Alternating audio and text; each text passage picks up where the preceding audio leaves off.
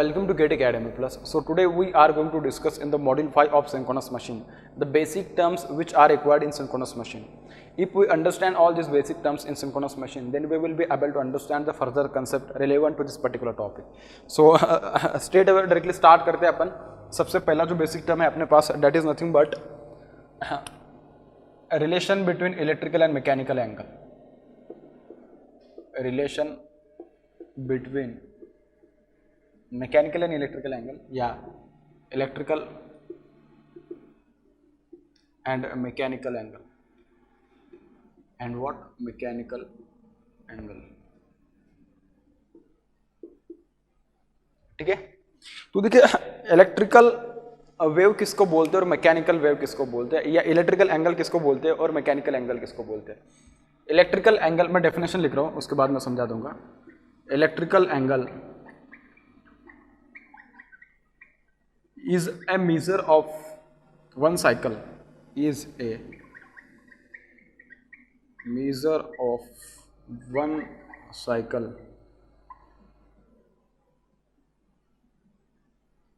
of current or EMF wave. ठीक है, ये हुआ इलेक्ट्रिकल एंगल का डेफिनेशन. ठीक है, और मैकेनिकल का क्या होगा मैं लिख देता हूं, डोंट वरी अबाउट इट, मैं उसको एक्सप्लेन कर दूंगा. ठीक है, उसके बाद होगा mechanical angle. Angle is a measure of one physical और मैकेनिकल रिवॉल्यूशन.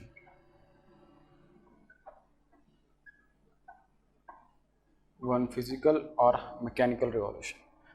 ठीक है, it is called as mechanical angle. Electrical angle, this is what mechanical angle. ठीक है, इसका मतलब क्या, देखिए मैं पहले इलेक्ट्रिकल एंगल की बात करता हूँ. इसके लिए छोटा सा एक मैं मशीन कंसिडर कर लेता हूँ, 2 पोल का 4 पोल का. ठीक है, मैं 4 पोल का एक मशीन कंसिडर कर रहा हूँ.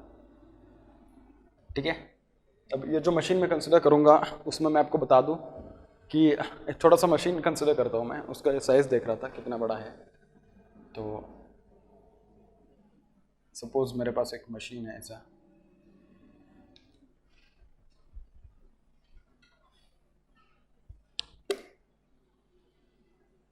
ये 4 पोल का मशीन.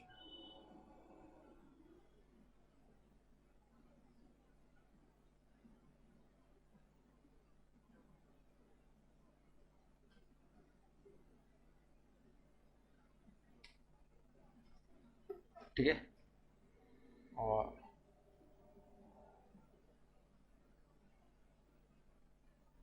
इस टाइप से. ठीक है, चल जाएगा. और सिमिलरली मैं, ठीक है, इसी एक ही डायग्राम में मैं दोनों चीज़ें समझा देता हूँ. ठीक है, अब बस थोड़ा पेशेंटली उसको देखिएगा.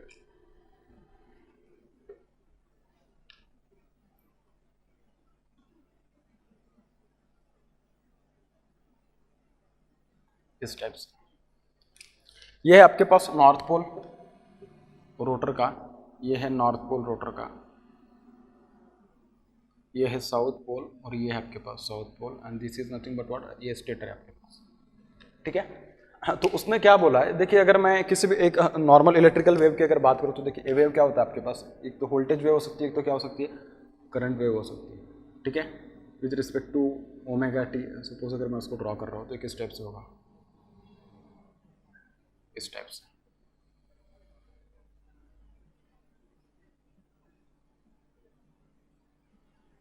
इस टाइप से होगा.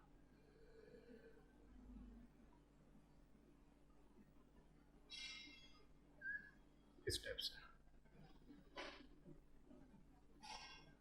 सपोज अगर वोल्टेज वेव तो ये होगा उसका Vm, ये होगा माइनस Vm. ठीक है, सबसे पहले किसके अंडर में आएगी, नॉर्थ पोल में. तो ठीक है, अगर नॉर्थ पोल के अंडर में आएगी तो सपोज उसको मैं बोल रहा हूँ N. इसके बाद साउथ पोल के लिए S. ये डीसी मशीन में भी अपन देखे थे सब चीज़ें. ठीक है, किस टाइप से ये आता है. ठीक है, इस टाइप से. तो ये जो बनेगी मेरे पास, आप देख सकते हो कि एक हाफ साइकिल किसके अंडर में आती है, एक पोल के अंडर में आती है. क्योंकि आप देख सकते हो 1 2 3 4 तो 4 पोल नजर आ रहे हैं, तो हर एक पोल के नीचे एक हाफ साइकिल आ रही है, एक हाफ साइकिल आ रही है, तो 4 पोल के नीचे टोटल 4 हाफ साइकिल आएंगे, 4 हाफ साइकिल मिलकर एक या दो साइकिल कंप्लीट बनाएंगे, ठीक है। तो this is nothing but what, this is one complete cycle of electrical wave, ठीक है। This is one cycle of, suppose this is EMF, तो ईएमएफ वेव, ठीक है। ये क्या बोल रहे हैं आपको, मतलब 2 पोल मिलके आपको क्या मिल रही है, एक हाफ साइकिल मिल रही है, समझ में आ रही बेटा बात, एक हाफ साइकिल नहीं सॉरी एक कंप्लीट साइकिल मिल रही है, किसके, एक इलेक्ट्रिकल वेव की, ठीक है। तो उसको तुम बोलोगे क्या, this will be nothing but what electrical angle, this will be nothing but what electrical angle.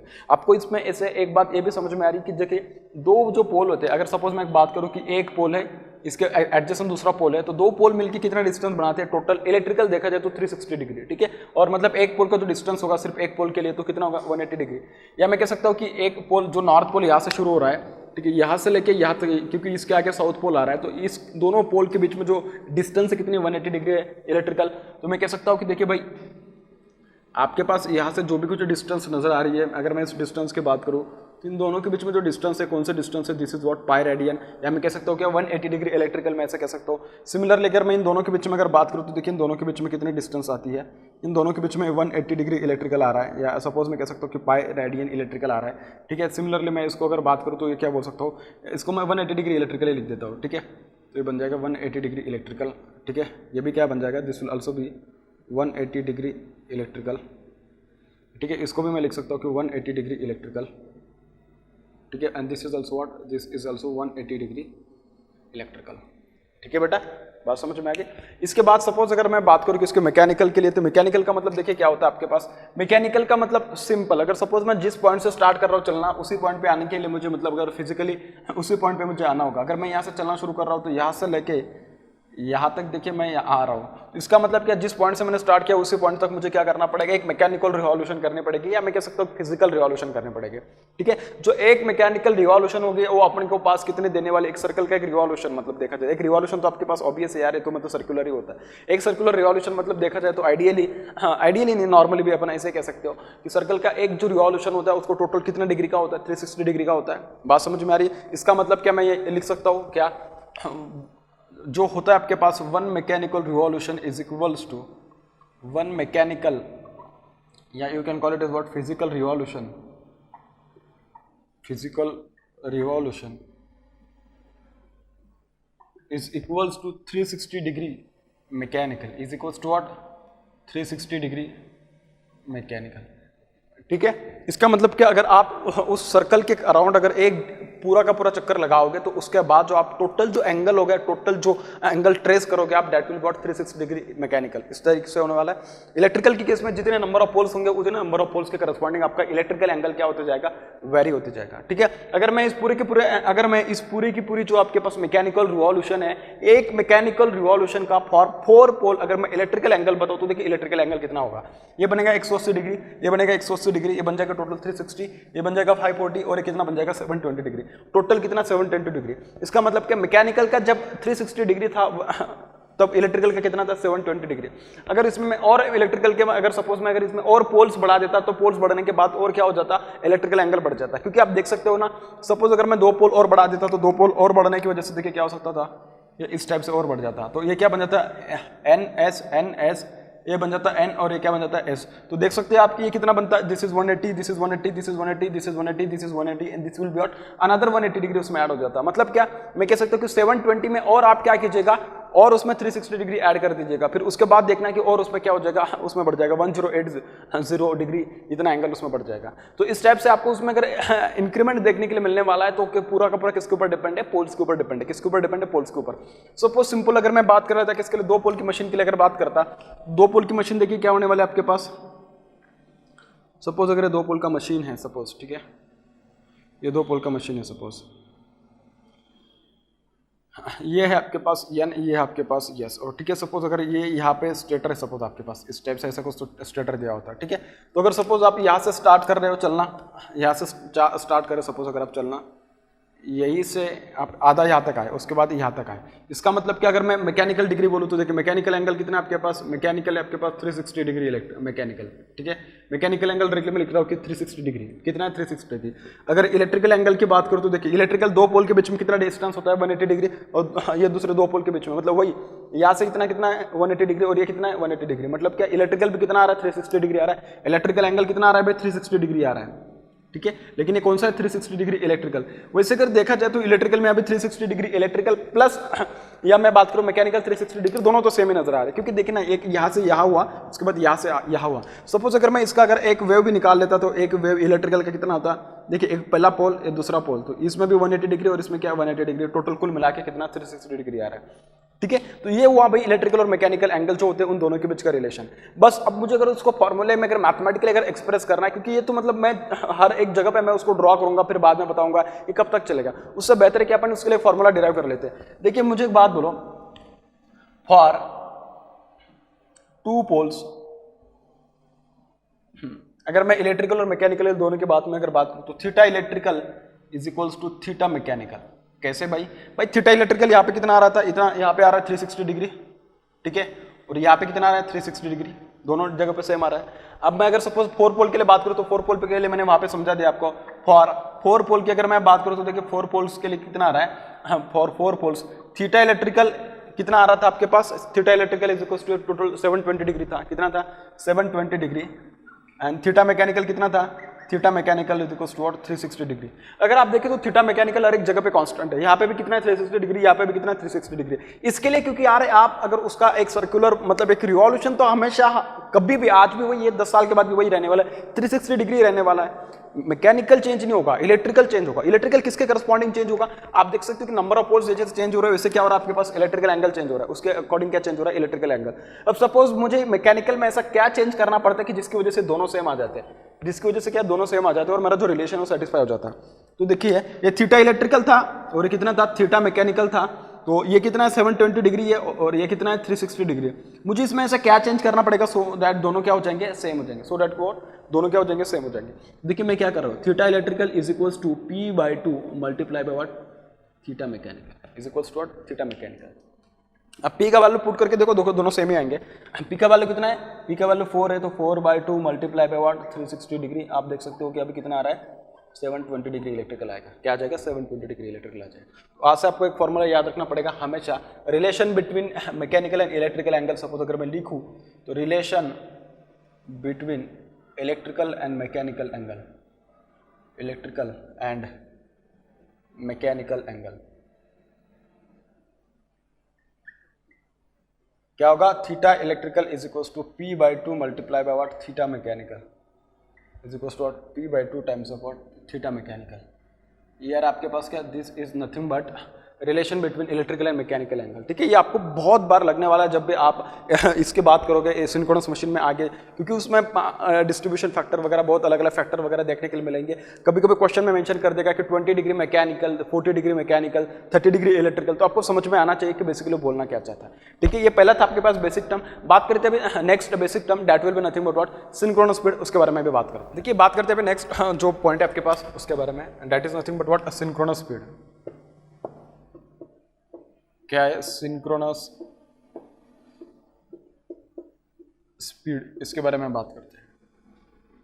अब सिंक्रोनस स्पीड मतलब क्या, जो आपके पास रोटेटिंग मैग्नेटिक फील्ड आने वाली होगी उस फील्ड का जो स्पीड होगा that will be what synchronous speed. जब उस रोटेटिंग मैग्नेटिक फील्ड कहाँ से आएगी आपके पास, आप जब उसको पॉलीफेज सप्लाई दोगे, मतलब polyphase winding will be supplied by the polyphase supply, it will get what it will give us rotating magnetic field rotating at synchronous speed. मतलब देखिए मैं उसका डेफिनेशन समझाता हूँ, बाद में समझ जाएगा अपने आप आपको। Synchronous speed is a speed of rotating magnetic field, is A speed of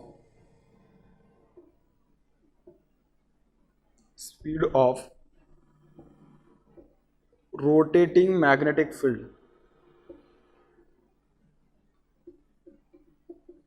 rotating magnetic field produced when polyphase supply is applied to polyphase winding when polyphase supply is applied to polyphase winding is applied to polyphase winding. Suppose अगर आप synchronous motor की बात कर रहे हैं तो जब आप सिंक्रोनस मोटर को जब रोटेटिंग मैग्नेटिक जब आप उसके आर्मेचर को 3 फेज सप्लाई प्रोवाइड करोगे तो उसकी 3 फेज सप्लाई जो कि आर्मेचर की वो क्या करेगी आपके पास उसका रोटेटिंग मैग्नेटिक फील्ड प्रोड्यूस करेगी. बात समझ में आ रही. उसके बाद आप क्या करोगे जो डीसी एक्साइटेशन होगा उसके जरिए आप क्या करोगे एक्साइटेशन को क्या करोगे प्रोड्यूस करोगे. मतलब एक्साइटेशन की वजह से डीसी फील्ड आएगा उसकी वजह से क्या आ जाएगा आर्मेचर का फील्ड आएगा. दोनों की वजह से जो रिजल्टेंट मैग्नेटिक फील्ड आ जाएगा एयर गैप में that will be what rotating magnetic field and that rotating magnetic field will rotate at what synchronous speed NS speed से क्या करेगी रोटेट करेगी. जैसे अपन इसके पहले इंडक्शन मशीन पढ़े थे तो इंडक्शन मशीन में अपन ने देखा था कि जो आपके पास सिंक्रोनस स्पीड होती है जो रोटेटिंग मैग्नेटिक फील्ड होती है rotating magnetic field rotate at a speed of what synchronous speed. बात समझ में आ गई. सिमिलरली इसमें भी होता है. अब इसमें जो सिंक्रोनस स्पीड होता है उसका जो फॉर्मूला है मैं फॉर्मूला से सारी चीज़ आपको बता दूंगा डोंट वरी अबाउट इट. पहले मैं फॉर्मूला पहले लिख देता हूँ. सिंक्रोनस स्पीड जो तो उसको अपन एनएस से दिखाते हैं. कहाँ से एनएस से. ठीक है. और कैपिटल एनएस मतलब क्या synchronous speed in RPM. It is what synchronous speed in RPM. अब ये होता है NS is equals to 120 F upon P. अभी ये ऐसा क्यों लिखा है कि मैं सब बताऊंगा डोंट वरी अबाउट इट. ठीक है. देखिए आपके पास एनएस का मतलब क्या है. NS is what NS is synchronous speed in RPM. क्या है सिंक्रोनस स्पीड इन आरपीएम. ठीक है. F is what F is nothing but frequency. ठीक है. उसके बाद P is nothing but what number of poles. Number of what poles. ठीक है. इस टाइप से. अब आपको यहां से एक देखना है क्या ये क्या स्पीड इन आरपीएम है. सपोज अगर मुझे स्पीड इन आरपीएस चाहिए होगा synchronous speed in what second चाहिए होगा उसको क्या लिख सकते हैं अपन एनएस से लिख सकते हैं. NS is equals to what N capital NS divided by 60 and this is nothing but what this is nothing but synchronous speed in cycles per second. Cycle per minute इस टाइप से था. इसमें क्या था साइकिल पर सेकंड था. ठीक है. Synchronous speed in RPM की जगह पे आप उसको लिख सकते हैं रिवॉल्यूशन पर सेकंड भी कह सकते हो. उसको क्या बोल सकते हैं आप उसको आरपीएस भी बोल सकते हैं. रिवॉल्यूशन पर सेकंड भी उसको बोल सकते हो. ठीक है. अब आपने इसमें देखा था इसके पहले अपन जो थोड़ा समझे थे किसके इलेक्ट्रिकल एंगल और मैकेनिकल एंगल के बारे में. उसमें अपन ने क्या देखा था उसमें अपन ने देखा था कि जब 4 पोल की मशीन थी तब आपके पास जो नंबर ऑफ साइकिल्स आ रहे थे कितने आ रहे थे.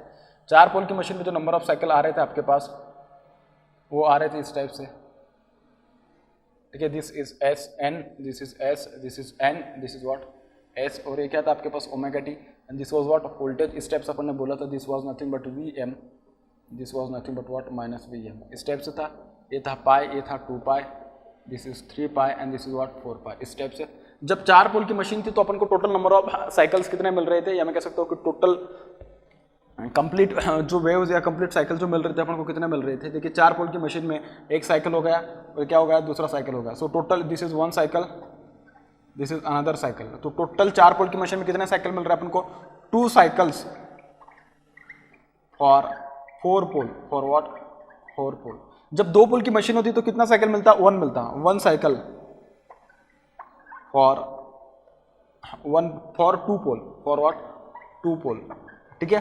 सो अगर मैं बात करूं तो साइकिल्स कितने मिलेंगे किसी भी अगर रैंडम स्केल में बोलूं तो साइकिल्स फॉर पी पोल्स कितने मिलेंगे for cycles for P poles. देखिए कितने मिलने वाले रैंडम अगर मैं बात करूं for P poles these cycles are going to be equals to what cycles is equals to P by 2. कैसे देखिए 4 पोल के लिए कितने मिल रहे हैं 1 साइकिल फॉर 2 पोल. ठीक है. 4 पोल के लिए कितने मिलेंगे अगर आप इसके लिए देखोगे तो 2 साइकिल मिल रहे हैं. इसका मतलब क्या cycles is equals to 4 by 2. तो कितने मिल रहे हैं 2 मिल रहे हैं. सिमिलरली अगर मैं इसके बात को 1 cycle for 2 pole so cycle is equals to 2 divided by 2, तो 1 मिल रहा है। ठीक है, इसका मतलब क्या, आपको अगर नंबर ऑफ साइकिल्स पता करने हैं तो उसके लिए अगर नंबर ऑफ पोल्स आपको पता है तो आप आराम से वहाँ पे नंबर ऑफ साइकिल्स पता कर सकते हो। क्या पता कर सकते हो? नंबर ऑफ साइकिल्स पता कर सकते हो। बात समझ में आ गई? ठीक है, अगर सपोज मुझे फ्रीक्वेंसी पता करनी है तो फ्रीक्वेंसी का मतलब क्या होता है? मैंने बोला कि frequency is nothing but what, frequency का अगर अपन उसका डेफिनेशन वाइज जाए तो number of oscillation performed by the particle, अगर अपन पार्टिकल के करस्पॉन्डिंग बात कर रहे हैं, या यहाँ पे अगर इलेक्ट्रिकल वेव के बारे में बात करें, number of cycle perform by the electrical wave in 1 second, number of cycles perform by electrical wave in what 1 second. तो फ्रीक्वेंसी के करस्पॉन्डिंग अगर मैं बात करूं तो देखिए frequency f is equals to what, number of cycle per second, number of cycles per second. ठीक है, तो देखना है अपन को f क्या होगा, आपके पास number of total p poles के लिए नंबर ऑफ साइकिल कितने आ जाएंगे, p/2, it will be what, p/2 आने वाले हैं। सो this is p/2 multiply by what, multiply by cycles per second. ठीक है, तो साइकिल्स पर सेकंड कितने आपके पास आने वाले, सिंक्रोनस स्पीड इन व्हाट, हाँ साइकिल पर सेकंड या रिवॉल्यूशन पर सेकंड, मतलब ns/16 आ जाएगा, तो ये बन जाएगा ns/60। तो इसको अगर सॉल्व करो तो this will be what, p multiply by ns divided by what 120, divided by what 120, this is equals to what f। अगर मैं p का ns का वैल्यू निकालूं यहाँ से, ns is equals to 120f upon पी, सेम आ रहा है कि जो इसके पहले मैंने उसको डायरेक्टली वहाँ पे लिख के दिया था। इसका वैल्यू कितना आ रहा है, ns is equals to 120 upon P आ रहा है, और यहाँ पे जो अपन ने लिखा था उसका वैल्यू भी कितना आ रहा है, ns is equals to 120 upon P. मतलब क्या, दोनों का मतलब सेम है। इसका मतलब क्या, दोनों का मतलब सेम है। बात समझ में आ गई कि किस टाइप से सब चीज़ें देखने के लिए मिलने वाली होती है, क्योंकि बहुत बेसिक है। अगर ये क्लियर होगा तो बाकी सब चीज़ें अपन क्या अपने आप पता चल जाएगी, ये समझ जाएगी। ठीक है, अब यहाँ से देखिए अगर मैं रिलेशन वाइज अगर बात बताऊँ तो देखिए क्या पता चल रहा है, ns is directly proportional to what, frequency. Similarly अगर मैं बात करूं तो ns is inversely proportional to what, p। ठीक है, यहां से क्या पता चल रहा है कि synchronous speed is directly proportional to what, synchronous speed is directly proportional to the frequency of the supply. Similarly synchronous speed is inversely proportional to the number of poles of the machines, उस machine के number of poles कितने उसके ऊपर वो depend करने वाली है। ठीक है, यहां से एक बात पता चल गई, सिंक्रोनस स्पीड और जो आपके पास फ्रीक्वेंसी उन दोनों के बीच का रिलेशन, क्योंकि अगर आपको ये वाली रिलेशन क्लियर होगी तो जब आप अपने अंडर ग्रेजुएट कोर्स में पावर सिस्टम का जो सेकंड पार्ट होता है फॉल्ट एनालिसिस, उसमें जब पावर सिस्टम स्टेबिलिटी वाला पार्ट पढ़ोगे तो उस टाइम पे आपको पता चलेगा कि ये वाली रिलेशन आपको बहुत ज्यादा हेल्प करने वाली है वहां पे सारी चीजें समझने के लिए। देखिए सपोज अगर मैं जनरेटर के बारे में बात करूं, किसके बारे में, जनरेटर के बारे में बात करूं, तो जनरेटर को क्या होता है, अपन ने इनपुट क्या दिया होता है, प्राइम मूवर होता है। तो प्राइम मूवर क्या करता है, जनरेटर के जो शाफ्ट होता है उसको क्या करता है, वो रोटेट कराता है। बात समझ में आ गई? तो जब प्राइम मूवर उसको रोटेट कराएगा तो प्राइम मूवर रोटेट कर रहा है, मतलब क्या, प्राइम मूवर क्या प्रोवाइड करे, एक्चुअली उसको एक वेलोसिटी दे रहा है, उस वेलोसिटी से क्या करेगा, प्राइम मूवर उसको रोटेट करेगा। ठीक है, अब इस वेलोसिटी के करस्पॉन्डिंग अगर मैं बात करूँ तो, और सिंक्रोनस मशीन में जो स्टेटर और रोटर दोनों का स्पीड कैसा होता है, इसके पहले जब मैं इंट्रोडक्शन में समझाया था, सिंक्रोनस स्पीड कैसा होता है, मतलब उसमें जो टोटल स्पीड होती है ना, सिंक्रोनस मशीन में एक ही स्पीड होती है, that is nothing but what, synchronous speed. तो आपका जो प्राइम मूवर उसको जिस स्पीड से घुमा रहा है उस स्पीड का वो जो स्पीड होगा that will be what, ns के करस्पॉन्डिंग क्या प्रोड्यूस होगी, फ्रीक्वेंसी आएगी। क्योंकि जब आप उस प्राइम मूवर उसको क्या कर रहा है, उसको जब रोटेट करा रहा है, जब उसको घुमा रहा है, तो आपके पास जो कंडक्टर है, जो वोल्टेज प्रोड्यूस होगी आपकी मशीन में, that voltage which will B produce in the armature of the stator, that voltage will be of the frequency f, and this frequency f will depend on what, synchronous speed ns.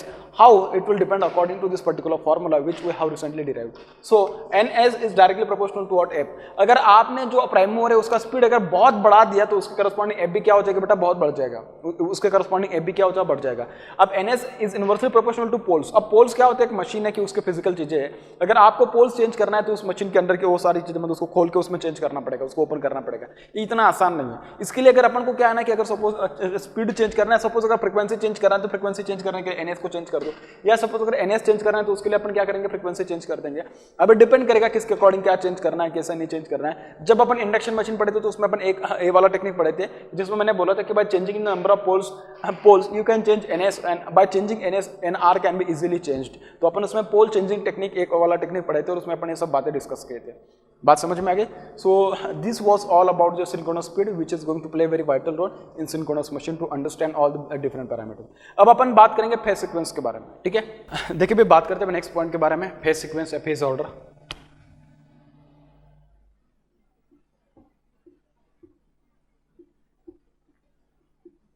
Phase sequence या phase order. देखिए बेटा phase sequence का मतलब क्या होता है, this is the sequence in which the maximum values of the respective phases are produced. मतलब क्या, सपोज अगर मेरे पास A B C phase sequence है, क्या बोल रहा हूं मैं, सपोज मेरे पास जो सीक्वेंस है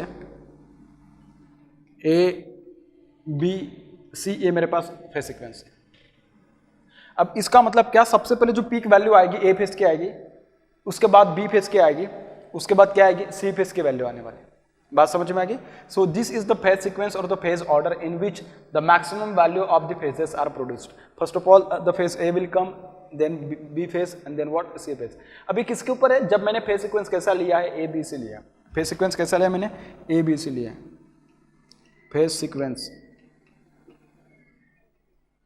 क्या आपके पास ए बी सी ये फेज सीक्वेंस है, ठीक है। तो उसमें सबसे पहले मैक्सिमम वैल्यू ए, उसके बाद बी, उसके बाद व्हाट, सी फेज के लिए, ठीक है। अब सपोज मेरे पास मेरा जो फेज सीक्वेंस है ए बी सी इस टाइप से है, ए फेज, उसके बाद ये बी फेज, उसके बाद व्हाट, ये सी फेज, ठीक है। ये और ये क्या है, देखिए क्लॉकवाइज अगर चले तो देखिए क्लॉकवाइज क्या आ रहा है आपके पास, ए के बाद बी के बाद व्हाट, सी।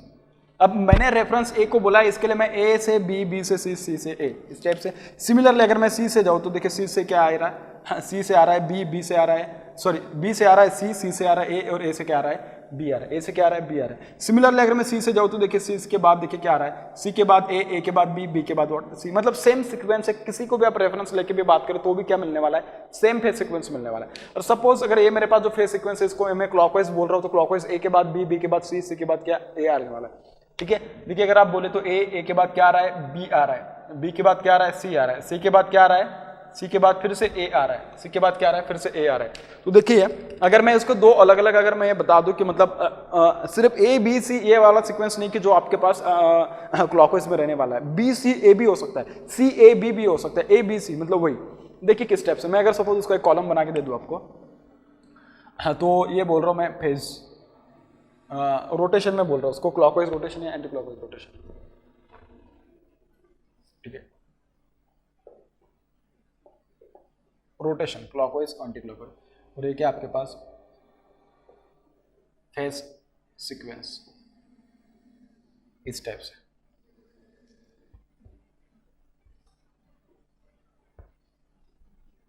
इस टाइप से, ठीक है।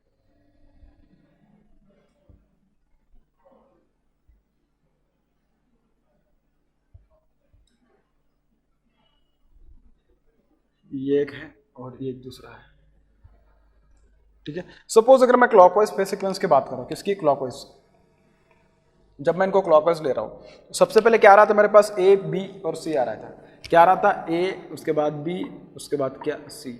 सपोज अगर मैं बी फेज से लूँ तो भी तो वही होने वाला है, उसका मतलब वही तो है ना भाई, सेम सीक्वेंस है, बस रेफरेंस चेंज हो रहा है, कुछ मतलब नहीं होता, रेफरेंस चेंज होने से कुछ नहीं होता।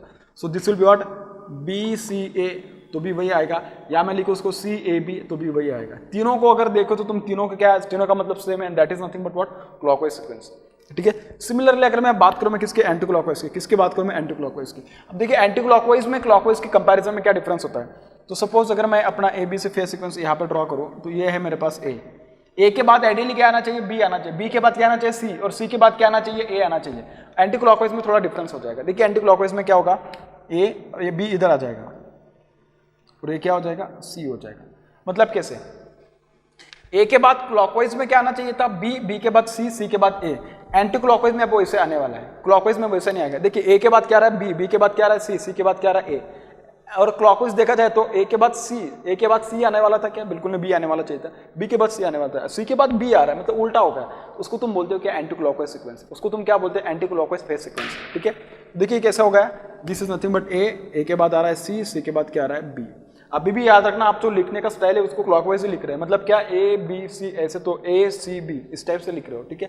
सिमिलरली अगर मैं उसको बात करूँ तो देखिए क्या लिख सकता हूँ, बी ए की जगह पे सी कर दो, ठीक है। सिमिलरली सी की जगह पे बी ए कर दो, सी बी। अगर आप इन दोनों को देखो तो देखिए इन दोनों में वही मतलब डिफरेंस नजर आ रहा है आपको, ए के बाद बी के बाद सी के बाद ए के बाद सी आ रहा है, सी के बाद बी, मतलब this is what anti clockwise phase sequence.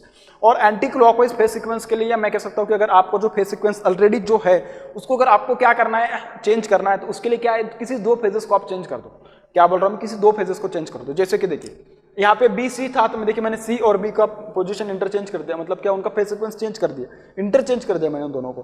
तो देखिए सी की जगह बी की जगह पे सी आ गया, सी की जगह पे बी आ गया, तो फेज सीक्वेंस चेंज हो गया। सिमिलरली बी सी ए की जगह पे देखे तो उसके करस्पॉन्डिंग क्या आ रहा है, anti clockwise phase sequence B A सी।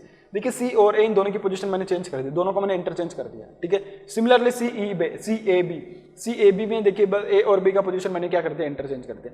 तो यहां से अपन को पता चल रहा है if you want to change the sequence of phases, then you need to just change any two phases, you just need to change what, any two phases। उनको change करने के बाद आप आराम से क्या कर सकते हो, फेज सीक्वेंस चेंज कर सकते हो।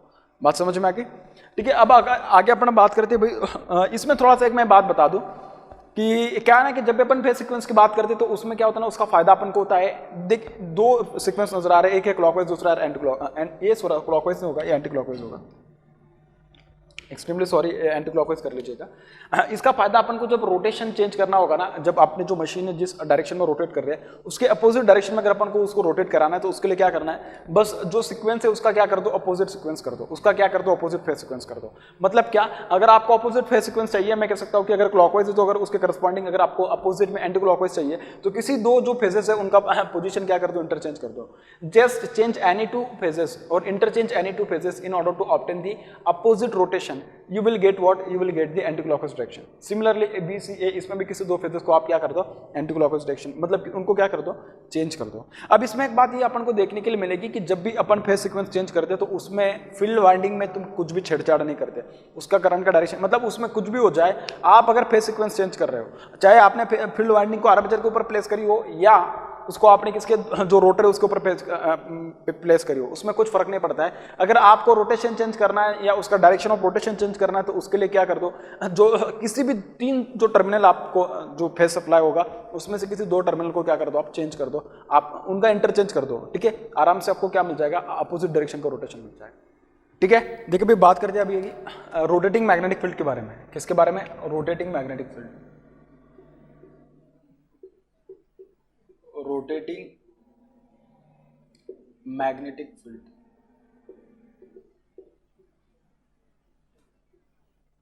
ठीक है। रोटेटिंग मैग्नेटिक फील्ड मतलब क्या, this is a magnetic field which rotates at, और I can say what, this is the magnetic field which changes its direction at a constant angular rate. Obvious है कि ये जो रोटेटिंग मैग्नेटिक फील्ड है उसका जो स्पीड होगा वो तो सिंक्रोनस होगा ही, ये तो इसके पहले भी मैं बताया आपको। But this is a magnetic field which changes its direction at constant angular rate, और तभी कह सकते हो आप कि अब रोटेटिंग मैग्नेटिक फील्ड प्रोड्यूस होगा अगर उसने अपना डायरेक्शन कॉन्स्टेंटली चेंज नहीं किया, एक सेम स्पीड से अगर चेंज नहीं किया तो अदरवाइज पॉसिबल नहीं उसमें वो वाला रोटेटिंग मैग्नेटिक फील्ड प्रोड्यूस करना या ऑब्टेन करना। मतलब क्या, देखिए rotating magnetic field is a field which changes is direction, मैं दिखाऊंगा किस टाइप से चेंज होता है, which changes its direction at constant angular rate, at a constant angular rate, constant angular rate. और ये जो रोटेटिंग मैग्नेटिक फील्ड है ना, इसकी वजह से पूरा का पूरा आपको जो रोटेशन होता है ना उसको वो देखने के लिए मिलता है। If the rotating magnetic field is not present then it is nowhere possible that a machine can rotate, ठीक है। So this is a key way principle in order to obtain the rotation of the machine, ठीक है। And this rotation is produced, और how can I say that this rotating magnetic field will be obtain, this rotating magnetic field of constant amplitude, the rotating magnetic field, क्या बोल रहा हूं मैं, the rotating magnetic field, the rotating magnetic field of constant amplitude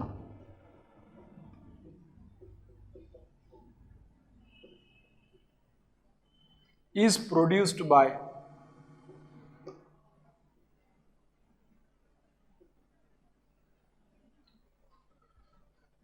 three phase armature winding, three phase balanced winding कहना चाहिए, three phase balanced winding, three phase balanced winding when it is supplied or excited by three phase balanced supply, when, इसको अपन mathematically भी prove करेंगे, when it's supplied by, when it's supplied by three phase balanced supply, किससे? 3 phase balance supply से जब आपने उसको supply किया होगा, then and then in that particular condition it is possible to obtain the rotating magnetic field. और उसमें कुछ कंडीशंस होते हैं कि टाइम में उसका एंगल कितना होना चाहिए, स्पेस में उसका एंगल कितना होना चाहिए। अगर ये चीज़ें उसमें अगर सेटिस्फाई हो रही है तो तुम कह सकते हो कि yes rotating magnetic field of desired one is possible, desired speed की। और मैं कह सकता हूँ कि रोटेशन ऑब्टेन करना बहुत जरूरी होगा, क्योंकि अपने देखेंगे कि हर एक डायरेक्शन में मैक्सिमम कितना रोटेट कर सकते हैं, उसके लिए स्पेस में कुछ एंगल होना जरूरी है। और मैं कह सकता हूँ कि उसके लिए टाइम में भी कुछ एंगल होना जरूरी है। अब वो कितना होने वाला है उसके बारे में अपन अभी देख लेते हैं। तो देखिए सपोज आपके पास एक 3 फेज मशीन है, क्या बोल रहा हूँ मैं, सपोज अगर आपके पास एक 3 फेज मशीन है, ठीक है, ये कैसा मशीन है, सिर्फ उसमें मैं स्टेटर दिखा रहा हूँ, रोटर नहीं दिखा रहा हूँ, ठीक है, बस मैं क्योंकि सप्लाई अपन स्टेटर को देने वाले हैं ना। सपोज अगर इंडक्शन आप सॉरी इसकी बात की जाए तो, मोटर की बात की जाए तो, ठीक है, या अपन ऐसे भी कह सकते हो कि जनरेटर में से जब मोटर में जनरेटर में से जब आपके आर्मेचर में जो सप्लाई प्रोड्यूस होगा, मैं कह सकता हूँ मैं कि जो आउटपुट इलेक्ट्रिकल आएगा, that output electrical will be 3 phase supply. और 3 फेज सप्लाई कहाँ से आएगा? आर्मेचर में प्रोड्यूस होगा। आर्मेचर में से क्या आने वाला है? स्टेटर से आप उसका आउटपुट लेने वाले होते हैं, ठीक है, इन केस ऑफ जनरेटर। तो मेरे पास सपोज 3 फेज का मशीन है और 3 फेज 2 पोल का मशीन है। Consider 3 phase 2 pole machine. मेरे पास सबसे पहले जो फेज रहेगा यहाँ पे रहेगा, ठीक है, मतलब ये इसको मैं एंटर करूंगा, करंट इस पहले फेज में एंटर करेंगे, तो यहाँ से क्या करेंगे? लीव करेंगे, ठीक है। यहाँ से 120 डिग्री दूसरा फेज आएगा, ठीक है। अगर मैं उसको ए फेज नाम दे रहा हूँ तो ये क्या बनेगा? This will be A dash, ठीक है, मतलब उसमें करंट यहाँ से एंटर करेगी और यहाँ से क्या करेगी? लीव करेगी। Similarly this will be what? This will be B phase, और इसके एक्जैक्टली 180 डिग्री सामने देखना, वहाँ से इसके करंट जो एंटर करने वाली वो क्या करेगी? लीव करेगी। तो this will be what? This will be nothing but B dash. सिमिलरली यहाँ से 120 डिग्री क्या आ जाएगा आपके पास? सी फेज आएगा। सो सी में यहाँ से एंटर करें तो उसके अपोजिट से क्या करेंगे? वो लीव करेंगे। उससे अपोजिट से क्या करेंगे? वो लीव करेंगे। तो देख सकते हैं कि आप ए बी सी इन तीनों में देख सकते हो कि आपको 120 डिग्री एंगल नजर आ रहा होगा आपको। 120 डिग्री तीनों में कैसा एंगल है? 120 डिग्री, ठीक है। Similarly A dash B dash C dash, देखिए आप ए डैश बी डैश और बी डैश सी डैश, अगर इन तीनों को भी अगर अपन प्लॉट करेंगे तो भी उसमें क्या है ना 120 डिग्री एंगल देखने के लिए मिलने वाला, ठीक है। ये टाइम में कैसे है ना 120 डिग्री है। अब स्पेस में भी देखेंगे उसको, स्पेस में किस टाइप से होंगे मैं सब बताऊंगा, डोंट वरी अबाउट इट। सबसे पहले मैं फ्लक्स कैसे प्रोड्यूस होगा उसके बारे में बात कर लेता हूँ, and then we will discuss about the all thing की उसका डेरिवेशन वगैरह उसके सभी के बारे में मैं डिस्कस करूंगा। तो देखिए सपोज मैं मान लूँ कि मेरे पास जो ए फेज है उसका जो करंट है I A is equals to what? This is equals to I M. मैं कॉस के साथ बात कर रहा हूँ, कॉस के बाद कॉस के साथ I am cos of omega T. ये मेरे पास क्या है? आई फेज की करंट है। सिमिलरली अगर मैं बी फेज की करंट बोलूँ तो this is I am cos of omega T minus 120 degree. I am cos of omega T minus what? 120 degree. Similarly अगर मैं आई सी फेज की बात करूँ तो this is I am cos of omega T plus 120 degree. Cos of what? Omega T plus what? 120 degree, ठीक है। ये किसके आ गई? सी फेज की करंट आ गई, ठीक है। अब आई ए जो है इस करंट के करस्पॉन्डिंग जो उसका फ्लक्स आएगा, उस फ्लक्स के करस्पॉन्डिंग क्या आएगा? उसका एमएमएफ आएगा। तो इसके करस्पॉन्डिंग जो एमएमएफ आएगा मैं उसको इसके सामने लिख रहा हूँ, तो यहाँ पे जगह नहीं है मैं नीचे लिख रहा हूँ। तो ए फेज का जो एमएमएफ आएगा that will be what? F ए, ठीक है। तो एफ ए का जो वैल्यू होगा आपके पास F A is going to be equals to F M cos of omega T. तो बी फेज का जो एमएमएफ आएगा that will be F B which will be equals to F M cos of omega t minus 120 degree. cos of what? omega t minus 120 degree, omega t minus 120 degree. उसके बाद C phase का जो current M M पाएगा that will be F M into cos of omega T plus 120 degree plus what? 120 degree. आप देख सकते हो कि ये जो पूरा का पूरा जो एमएमए पे कैसा है, टाइम में 120 डिग्री कैसा फेज शिफ्टेड है, क्योंकि ये जो ओमेगा टी है this is N function of what? Time. और टाइम कैसा होने, टाइम के साथ जो क्या होगा? चेंज होने वाला है, ठीक है। तो एफ ए का वैल्यू होगा क्या? टाइम के साथ चेंज होगा। सिमिलरली एफ बी का भी वैल्यू होगा, सिमिलरली व्हाट? एफ सी का भी वैल्यू होगा। लेकिन जब अपन बात करेंगे रोटेटिंग मैग्नेटिक फील्ड की, तो कौन से मैग्नेटिक फील्ड होगी? That will B resultant magnetic field, और अपन उसके बारे में बात करेंगे। अब रिजल्टेंट मैग्नेटिक फील्ड कैसे आएंगे अपन उसके बारे में देखेंगे। टोटल एमएमएफ किस टाइप से आएगा? टोटल एमएमएफ मतलब तीनों को ऐड करने के बाद जो अपन के पास आएगा that will be what? Resultant magnetic field. और मैग्नेटिक फील्ड देखिए किस टाइप से आने वाली है, ठीक है। रिजल्टेंट नहीं बोल सकते अपन उसको, क्योंकि रिजल्टेंट के लिए दोनों फ्लक्स आते हैं। एक्चुअली मैं गलत बोला, रिजल्टेंट के लिए डीसी फ्लक्स भी आ जाएगा, और मतलब रोटेटिंग जो आपका फील्ड वाइंडिंग है फील्ड वाइंडिंग का भी आएगा, और आर्मेचर का भी फ्लक्स आएगा। This is only the rotating magnetic field of the armature, you can say, ठीक है। So please make this correction. तो इसके करस्पॉन्डिंग जब मैं बात करूंगा, जब देखिए ए फेज में जब करंट मैंने बताया था आपको, जब स्टार्टिंग में जब बेसिक कंसेप्ट समझाया था तो मैंने बताया था फ्लक्स का डायरेक्शन कैसे पता करते हैं, अगर आपको करंट का डायरेक्शन पता है तो, ठीक है। देखिए ए फेज में करंट एंटर कर रही है, बी फेज से क्या कर रही है, सॉरी ए फेज में करंट एंटर कर रही है यहाँ से, और क्या है ना उसके एक्जैक्टली अपोजिट साइड से क्या कर रही है, करंट लीव कर रही है। तो करंट देखिए एंटर कर रही है और लीव कर रही है यहाँ से, तो आप देख सकते हो कि यहाँ पे जो करंट एंटर कर रही है तो उसका जो एमएमएफ आएगा, सॉरी जो फ्लक्स आएगा, फ्लक्स इस डायरेक्शन में आने वाला, ठीक है। देख सकते हो कि आप इसमें एंटर कर रही है और यहाँ से क्या कर रही है, लीव कर रही है। तो suppose this is this one, तो जो फ्लक्स आएगा इस डायरेक्शन में आएगा। सो आप देख सकते हो इस डायरेक्शन में उसका फ्लक्स आ रहा है, फाई ए इस टाइप से आ रहा है, ठीक है। उसके बाद फाई बी कहाँ पे आएगा, देख सकते हो कि आप यहाँ पे एंटर कर रहे करंट और यहाँ से क्या कर रहे लीव कर रही है, यहाँ से 120 डिग्री देखिए इधर फ्लक्स आने वाला है। सो आप देख सकते हो कि ये बी फेस का फ्लक्स आएगा। So this is phi B, ठीक है। और फाई सी की अगर मैं बात करूँ तो देखिए फाई से क्या होने वाला है, यहाँ से करंट एंटर करे और यहाँ से क्या करे, लीव करे, मतलब यहाँ से एंटर करे और यहाँ से क्या करे, लीव करे, मतलब ये इस टाइप से आने वाला, ठीक है। तो इन दोनों के बीच में 120, इन दोनों के बीच में 120 और इन दोनों के बीच में क्या है ना 120 degree. So this is nothing but what phi C, this is nothing but what phi C. तो उसके करस्पॉन्डिंग मतलब जो करस्पॉन्डिंग फेजेस है उसमें जो करंट आ रही है उस करंट के करस्पॉन्डिंग उसके फ्लक्सेस आ रहे हैं और उन फ्लक्सेस के करस्पॉन्डिंग उनके एमएमएफ्स आने वाले हैं। बात समझ में आ गई, ठीक है। तो आपने देखा कि जो F A plus F B plus F C एक टाइम में फेज डिस्प्ले से बाय 120 डिग्री, ठीक है। अब मुझे क्या करना है, उनको ना टाइम के साथ साथ मुझे उनको स्पेस में भी क्या करना है, 120 डिग्री फेज डिस्प्लेस करना है। अगर ऐसा नहीं किया, क्योंकि आप देख सकते हो कि ये जो है आपके पास जो करंट आने वाले उसके करस्पॉन्डिंग जो फ्लक्स और फ्लक्स के करस्पॉन्डिंग जो एमएमएफ है वो टाइम और स्पेस दोनों में क्या होना चाहिए, 120 डिग्री फेज डिस्प्लेस होना चाहिए, तभी आपके पास क्या आएगा, रोटेटिंग मैग्नेटिक फील्ड प्रोड्यूस होगी, क्योंकि that will be like a travelling wave, और तभी तो भैया रोटेशन ऑब्टेन होगा, अदरवाइज पॉसिबल नहीं है। अगर मैंने उसको स्पेस में अगर सपोज 120 डिग्री नहीं प्लेस किया तो उसकी वजह से क्या होगा, ये आपके दिमाग में सवाल होगा। पहले मैं उसको ऐसा रोटेटिंग मैग्नेटिक फील्ड के लिए टोटल फील्ड का एक्सप्रेशन डिराइव कर लेता हूँ, उसके बाद में मैं उसको क्या करूंगा, उसको वो भी दिखा दूंगा आपको कि अगर आपने उसको 120 डिग्री स्पेस में डिस्प्लेस नहीं किया तो क्या होने वाला है, ठीक है। मैं उसके बारे में भी डिस्कस करूंगा। फिलहाल अपन बात करते हैं उसके स्पेस और टाइम दोनों को, उसमें क्या करते हैं 120 डिग्री स्पेस में डिस्प्लेस करते हैं, 120 डिग्री डिस्प्लेस करते हैं, ठीक है। एमएमएफ ऑफ ईच फेज लिखेगा, MMF of each phase is displaced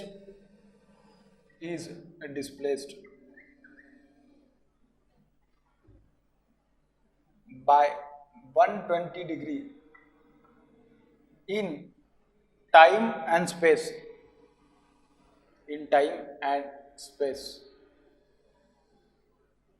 from each other phase, from other phases, या from each other phase, ठीक है। तो देखिए अपन उसको स्पेस में भी और टाइम में भी क्या करने वाले हैं, उसको 120 डिग्री स्पेस करने डिस्प्लेस करने वाले। वो जो लिखा था मैंने उसको एक बार फिर से यहाँ पे लिख देता हूँ, F A F B and what F C. तो इसके करस्पॉन्डिंग जो आएगा उनको लिख देते हैं कि this is what, this is F M cos of omega T, this is F M cos of omega T minus 120 degree, and this is F M cos of omega T plus what 120 degree, ठीक है भाई। Similarly मैं बात किसकी कर रहा हूँ, space के लिए।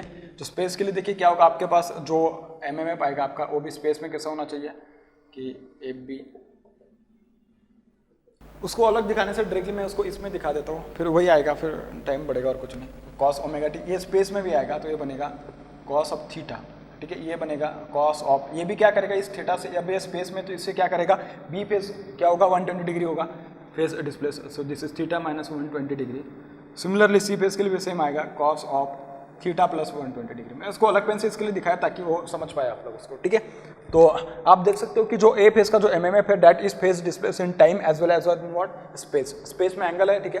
तो ये टी क्या इंडिकेट कर रहा है, टाइम का फंक्शन है, और किसका फंक्शन है, स्पेस का है। सिमिलरली आप बी फेज का देख सकते हैं कि it is displace by 120 degree in time as well as in what space. Similarly C phase के लिए आप देख सकते हो, ठीक है। अब मैं क्या करूंगा, टोटल फ्लक्स निकालूंगा, total MMF, sorry total MMF क्या आ जाएगा आपके पास, total MMF F T is equals to F A plus F B plus what F C, इन तीनों का एडिशन आ जाएगा, ठीक है। देखते हैं कि क्या आने वाला है, एफ ए का वैल्यू क्या है, F A is equals to cos of omega T multiply by what cos of theta, plus A B का क्या है भाई, this is F M cos of omega T minus 120 degree into cos of theta minus 120 degree, ठीक है, plus F M into cos of 120 degree, मतलब omega T plus 120 degree into what cos of theta minus theta plus 120 degree, ठीक है, इस type से। तो मुझे अगर उसका रिजल्टेंट एमएमएफ या टोटल एमएमएफ, सॉरी रिजल्टेंट नहीं, टोटल एमएमएफ अगर फाइंड करना है तो किस टाइप से फाइंड करेंगे, अपन को इसको सॉल्व करना है भाई, अपन को क्या है ना उसको सॉल्व करना है। तो आपको cos A into cos B, मतलब twice of cos A cos B का फॉर्मूला पता है आपको, क्या है भाई, क्या है कॉस ए कॉस बी का फॉर्मूला क्या है, देखिए ये है twice of cos A into cos B is equals to what, is equals to cos of a plus b plus cos of a minus b, इस टाइप से। और अपन को क्या ना, अपन के पास सिर्फ cos omega T into cos theta है, ठीक है, अपन के पास 2 नहीं है, तो 2 को मैं क्या करता हूँ, यहाँ से उठा के उसको मैं डिवीजन में जाने देता हूँ, ठीक है, तो ये यहाँ से उठा के मैं इसको डिवाइड कर देता हूँ, ठीक है। और यहाँ से सभी से मैं क्या ना एफ एम को कॉमन निकाल लेता हूँ। अगर मैं एफ एम को कॉमन निकाल लिया तो ये देखो क्या आने वाला है, ये आ जाएगा आपके पास cos of omega T into what cos of theta plus cos of omega T minus 120 degree into cos of theta minus 120 degree plus cos of omega T plus 120 degree plus what cos of omega T plus 120 degree into cos of theta plus 120 degree, इस type से। So this is F M,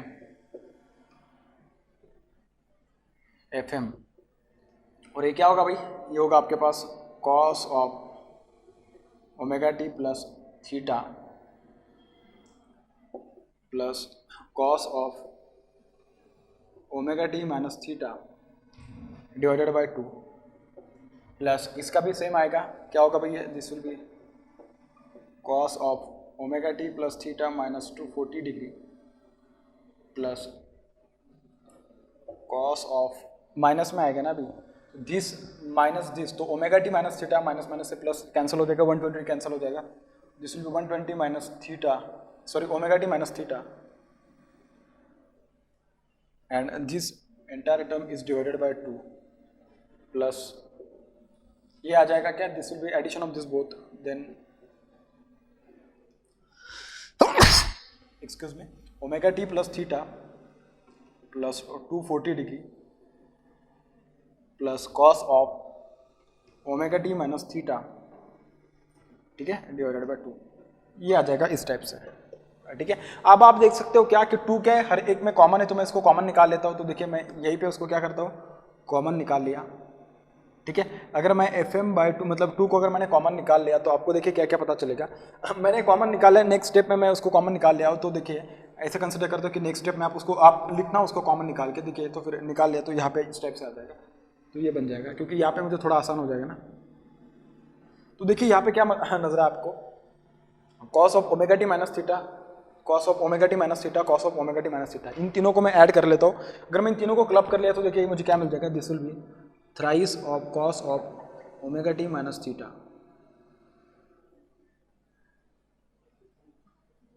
ठीक है, इस type से, plus cos of omega T plus theta plus what cos of omega T plus theta, इस type से आएगा।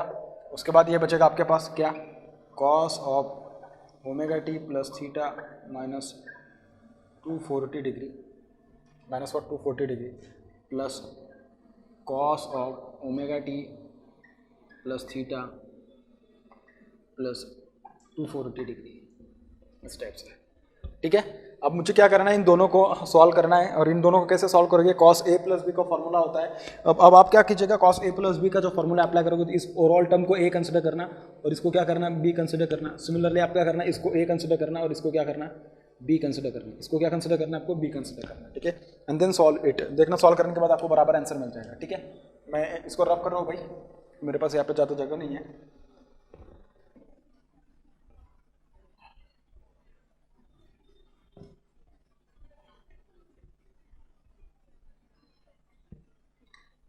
तो क्या आएगा, ये जो आएगा भाई आपके पास, this will be nothing but FM/2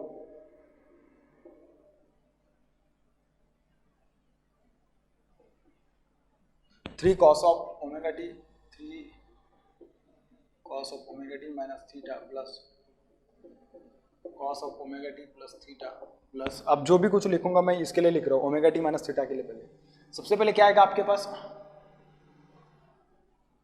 यहाँ पे जगह कम पड़ेगी, ठीक है, मैं यहीं पे लिख रहा हूँ उसको, ठीक है, ये आएगा cos of omega T plus theta into cos 240,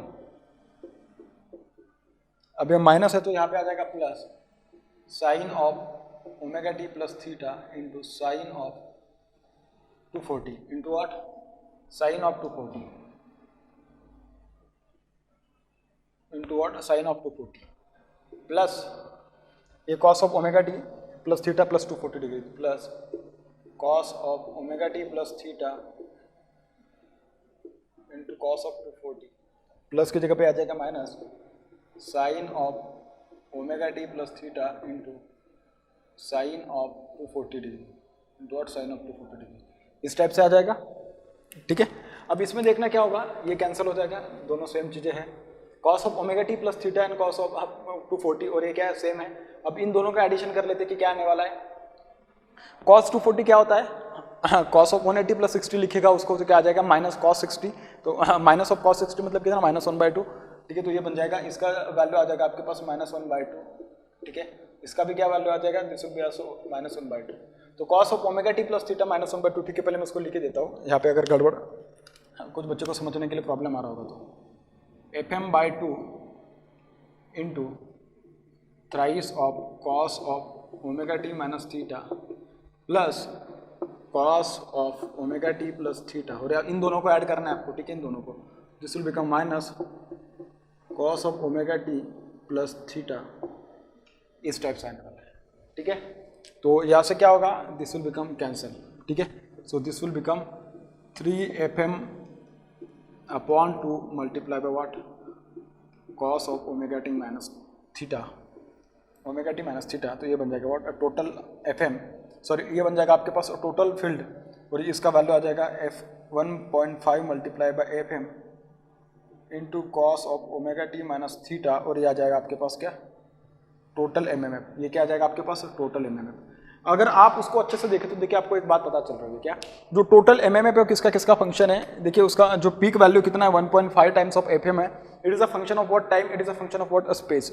और आप क्या कीजिएगा, आपका छोटा सा काम रहेगा कि ओमेगा टी को जिस तरीके से आप वेरी करोगे उसके अकॉर्डिंग देखना थीटा, और थीटा को आप वैसे भी ले सकते हो, कोई दिक्कत नहीं, और टी का जैसे जैसे आप वैल्यू चेंज करोगे उसके अकॉर्डिंग देखना कि आपको जो रोटेटिंग मैग्नेटिक फील्ड मिलेगी वो, सपोज अगर मैं स्टार्ट अगर यहाँ से कर रहा हूँ, सपोज अगर मैं स्टार्ट यहाँ से कर रहा हूँ, सपोज अगर मैं स्टार्ट यहाँ पे कर रहा हूँ, ठीक है, ओमेगा टी माइनस थीटा, तो थीटा का एक वैल्यू कंसिडर कर लीजिएगा, और ओमेगा टी एक पर्टिकुलर टाइम के साथ उसको चेंज कीजिएगा, ठीक है, तो उसका वैल्यू देखना पहले यहाँ पे मिलेगा, उसके बाद यहाँ पे, उसके बाद क्या यहाँ पे, उसके बाद क्या यहाँ पे, उसके बाद कैसे यहाँ पे, मतलब रोटेटिंग मिलेगा आपको, रोटेटिंग मैग्नेटिक फील्ड, और जो मैक्सिमम रोटेशन मिल सकता है ना आपको वो तीनों के बीच में जब 120 डिग्री एंगल होगा तभी मिलेगा, मतलब उसका जो पीक वैल्यू मिलेगा ना आपको मैक्सिमम वो तभी मिल सकता है आपको, ठीक है। अगर आप उसको 120 की जगह पे अगर आप उसको 110 कर देते तो भी नहीं मिल पाता, 130 कर देते तो भी आपको मैक्सिमम एंगल नहीं मिल पाता, मैक्सिमम रोटेटिंग मैग्नेटिक फील्ड नहीं मिल पाता। तो उसके पीछे रीजन है कि आप, क्योंकि ऑब्वियस है कि दिमाग में एक सवाल आना चाहिए कि तीनों के बीच में जो एंगल होता है 120 डिग्री की है, उसके करस्पॉन्डिंग जो रोटेटिंग मैग्नेटिक फील्ड आएंगे ना मैक्सिमम उसी वैल्यू के लिए आ सकती है,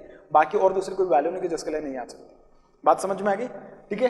अब मेरा सवाल ये, मतलब मैं आपको ये बताने वाला था कि आप में से बहुत सारे लोग सोच रहे हैं कि सर आपने उसको देखिए cos theta cos of theta minus 120 degree cos of theta plus 120 degree, मतलब तीनों को मैंने स्पेस में 120 डिग्री स्पेस डिस्प्लेस कर देते एक दूसरे से इनको। अगर सपोज मैंने उन तीनों को अगर 120 डिग्री अगर स्पेस में अगर डिस्प्लेस नहीं किया होता तो क्या होता, उसके बारे में भी अपन थोड़ा डिस्कस कर लेते हैं। तो देखिए भाई क्या करते हैं अपन, तीनों को अगर मैं 120 डिग्री स्पेस में नहीं डिस्प्लेस किया होता तो क्या होने वाला था इसमें, ठीक है। तो देखिए ये क्या आता आपके पास, जो रोटेटिंग मैग्नेटिक फील्ड होगी वो क्या आता फिर, F A F B and this is what F C, इस टाइप से आ रहा था आपके पास, this is what, this is nothing but F M cos of omega T into what cos of theta, similarly this is F M cos of omega T cos of omega T minus 120 degree into cos of theta minus 120 degree, similarly F M into cos of theta plus 120 degree into cos of theta plus 120 degree, ठीक है। और तीनों को अगर मैं add करें तो मेरे पास जो टोटल फील्ड आती है, टोटल एम एम एफ आता, सॉरी टोटल जो एम एम एफ आता F T is equal to what F A plus F B plus what F C, ये आता आपके पास F M cos of omega T into what cos of theta plus F M cos of omega T minus theta 120 degree. हाँ, मैंने इन तीनों में भी ऐसा दिखा दिया क्या? बिल्कुल सॉरी, ये गलत है। अगर मैं तीनों को अगर स्पेस में डिस्प्लेस नहीं करता तो वाला देखना है, ये तो सेम वही बन जाएगा ना, ठीक है। तो ये बन जाएगा वही, तीनों में अगर आपने स्पेस में डिस्प्लेस नहीं किया तो क्या होगा वो देखना है आपको, ठीक है। This plus F M into cos of omega T plus 120 degree into what cos of theta into what cos of theta, इस टाइप से आ रहा है। तो तीनों से देखिए एफ एम कॉमन आ जाएगा, एफ एम कॉमन आने के बाद कॉस थीटा भी कॉमन आ जाएगा, स्पेस में अपने कुछ उसको डिस्प्लेस किया ही नहीं है, तो बन जाएगा कॉस थीटा, ठीक है। क्या बन जाएगा? Cos theta and this is F M. तो देखना अंदर में क्या आएगा, अंदर में जो आएगा that will be what, that will be nothing but cos of omega T plus cos of omega T minus 120 degree plus cos of omega T plus what 120 degree, omega T plus what 120 degree, ठीक है। अगर मैं उसको solve करूँ तो देखिए cos of theta, अगर इसको नॉर्मली अगर अपन जैसे अपन सॉल्व करते हैं कॉस ओमेगा टी को, सपोज अगर मैं रेफरेंस लेके अगर उसको मैं नॉर्मली ऐसा सॉल्व करूँ तो देखिए किस टाइप से हो सकता है।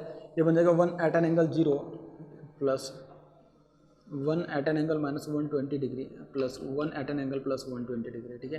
Cos theta cos omega T को मैंने क्या ना रेफरेंस ले लिया, तो जो भी एंगल आएगा उसमें क्या होगा, अगर प्लस में एंगल आए इसका ओवरऑल तो क्या बनेगा cos of omega T plus that angle, minus में आया तो क्या होगा cos of omega T minus that angle. बात समझ में आ रही है इस टाइप से। लेकिन अगर आप इन तीनों को सॉल्व करोगे ना, इसका आंसर क्या आ जाएगा, this will give us what 0 multiply by what F M cos of theta. तो मतलब क्या आपके पास जो रोटेटिंग में जो टोटल फ्लक्स आएगा या टोटल एमएमएफ जो आएगा उसका वैल्यू क्या होगा, जो टोटल एमएमएफ होगा उसका वैल्यू बेटा 0 आ जाएगा। वो क्या आ जाएगा? 0 आएगा। तो आपको अभी बात पता चली होगी कि मैं जो बोला था कि स्पेस में उसको 120 डिग्री एंगल पे डिस्प्लेस करना क्यों जरूरी है, क्योंकि अगर आप तीनों एमएमएफ का अगर वैल्यू देखते हो ना, मैं क्या बोल रहा हूँ, जो तीनों एमएमएफ का अगर आप किसी भी इंस्टेंट पे अगर वैल्यू देखोगे ना, सिर्फ और सिर्फ टाइम के साथ देखोगे ना तो 0 आएगा, क्योंकि थीटा को यहाँ पे कंसिडर करके भी तो उसका कुछ फायदा हुआ ही नहीं, वो तो कॉमन आ चुका था। अगर तीनों एमएमएफ को अगर आप ऐड कर दोगे ना, ये जो तीनों एमएमएफ आपको नजर आ रहे थे, हाँ ठीक है, सिर्फ और सिर्फ इनकी बात कर रहा हूँ मैं, अगर आप इन तीनों को अगर सिर्फ ऐड कर दोगे ना तो किसी भी इंस्टेंट पे अगर आप देखोगे ना, किसी भी इंस्टेंट पे उसका वैल्यू क्या होगा, जितना अगर सपोज अगर मैक्सिमम पॉजिटिव थी, दोनों मिलकर मैक्सिमम नेगेटिव देंगे, तो this maximum positive minus maximum negative will give us what 0 value. तो इसका मतलब क्या, जो रोटेटिंग मैग्नेटिक फील्ड प्रोड्यूस करना है उसके लिए सिर्फ और सिर्फ टाइम में 120 डिग्री एंगल डिस्प्लेस करना जरूरी नहीं, बल्कि फेज में भी उसको क्या है ना 120 डिग्री एंगल डिस्प्लेस करना जरूरी है।